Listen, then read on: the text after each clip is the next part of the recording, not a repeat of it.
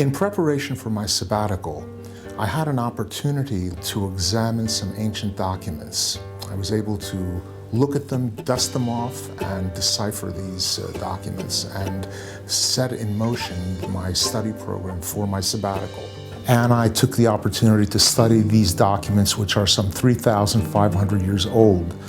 They deal with political and economic and social history of the ancient Near East, and this is the kind of material that I've studied for a long time now. American expeditions in Iraq in the 1920s and 1930s excavated these documents. The documents are made of clay, and that's why they survived so long. They're not organic, and therefore they don't decay.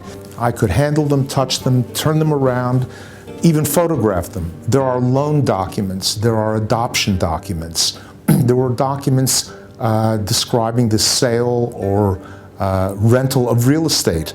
Standard interest rates were about 20 to 30%, and this was not considered exorbitant. And there were many trial documents, trials that involve real estate, trials that involve defaulted loans. There's even a series of documents describing the corruption of the local mayor and how various civic officials were under his thumb.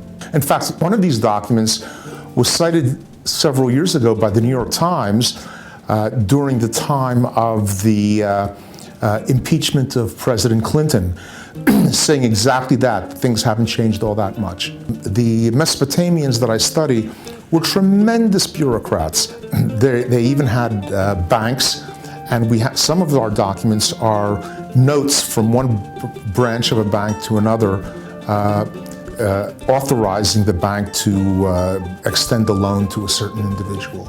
This state, in alliance with a neighbor, began to collect arms and to train its soldiers and to have their quartermaster facilities up to snuff in preparation for an impending attack. The attack came because the other tablets tell us that. And we know that the attacker won because the community which I study was burned to the ground. What I found most striking was that I could pick up a tablet, knowing that it had been written, again, about 3,500 years ago, look at it carefully, and see the fingerprints of the scribe who wrote the tablet. And that really imparted a sense of humanity to all of these allegedly lifeless records.